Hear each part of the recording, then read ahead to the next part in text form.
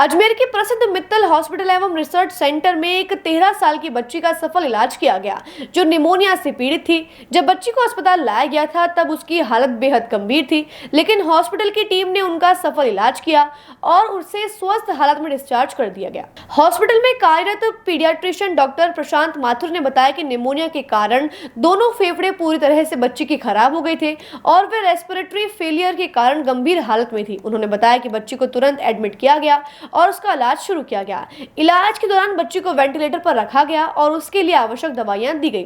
Doctor Mathur ने बताया कि बच्ची की बिगड़ती हालत के चलते उसका इलाज करना बहुत ही मुश्किल हो गया था, लेकिन हॉस्पिटल की टीम ने बच्ची के इलाज में कड़ी मेहनत की और उसको एकदम स्वस्थ कर दिया। मैं डॉक्टर प्रशांत माथुर हूँ।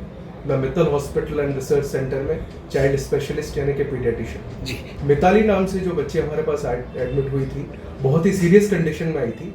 उसका निमोनिया इतना ज़्यादा खराब हो गया था कि उसके दोनों लंग्स ने काम करना बिल्कुल बंद कर दिया था। जब वो हमारे पास पहुंची तब उसको ताड़ भी आई थी, जिसको ताड़ दौरा झटका उस टाइप से कहते हैं जी। और साथ में उसके ऑक्सीजन की मात्रा शरीर में बिल्कुल कम हो गई थी। जब हमने ऑक्सीजन उस समय नापी, उसकी मात्रा 30% थी, जो कि लगभग 95% से ऊपर होनी चाहिए। मतलब इस हिसाब से तो बच्ची को बचाना बहुत मुश्किल हुआ। बहुत मुश्किल था। बच्ची बहुत ही सीरियस थी। उसके निमोनिया के कारण दोनों लंग्स जो थे वो पूरी तरह से डैमेज हो गए थे और वो रेस्पिरेटरी फेलियर कहलाता है, उस कंडीशन में जा चुकी थी। मिताली जब हमारे पास एडमिट हुई, जैसे मैंने आपको बताया, बहुत ही सीरियस कंडीशन में एडमिट हुई थी जी। तो उसी समय इसमें अच्छी बात ये थी कि तुरंत हमने एक्शन लिया। हमारी पूरी टीम का मैं बहुत बड़ा शुक्रगुजार हूँ। हमारी पूरी टीम, जिसमें इंटेंसिविस्ट डॉक्टर सुनील परिहार शामिल हैं और जो पूरे नर्सिंग स्टाफ, सब लोगों ने, हम लोगों ने मिलके एक उसको तुरंत पहले तो इंट्यूबेट करा। इंट्यूबेट का मतलब एक ट्यूब होती है जो कि हम सांस के नली में डालते हैं ताकि उसको ऑक्सीजन की मात्रा फिर हम सही ढंग से लें, और उसको तुरंत वेंटिलेटर पे लिया और कुछ दवाइयां चालू करी जिससे उसका निमोनिया धीरे धीरे करके कंट्रोल में आया। उतार चढ़ाव बहुत सारे रहे बच्चे की, ऐसा नहीं है कि एक बार दवाई दी और एकदम ठीक हो गया। बहुत सारे उतार चढ़ाव रहे, जिसमें जैसा मैंने आपको बताया पूरी टीम एफर्ट से इसमें हर छोटी से छोटी चीज़ और बड़ी से बड़ी चीज़ हमने ध्यान में रखी। नर्सिंग कर्मचारी हमें छोटी से छोटी इन्फॉर्मेशन देते थे, सर आज का ये है, उसमें पूरी निगरानी रखनी पड़ी। और अच्छी केयर के बाद जिस दिन वो डिस्चार्ज हुई तो वो बहुत स्वस्थ होके यहाँ मित्तल हॉस्पिटल में। इस केस के बाद हम यही बताना चाहेंगे कि किसी भी तरीके का कोई भी सीरियस मरीज भी अगर आता है तो उसको अब बाहर जाने की जरूरत नहीं है। जयपुर, दिल्ली में जो सुविधाएं अवेलेबल हैं वो सारी सुविधाएं हम यहाँ पे प्रोवाइड करने की पूरी कोशिश करते हैं और एक टीम एफर्ट की तरह सारी सुविधाएं प्रोवाइड करने के कारण ही ऐसे सीरियस पेशेंट जो कि पहले जिनको बचाना मुश्किल हो पाता था, वो आज पूर्णतः स्वस्थ है। पेशेंट बहुत क्रिटिकल कंडीशन में हमारे पास आया था।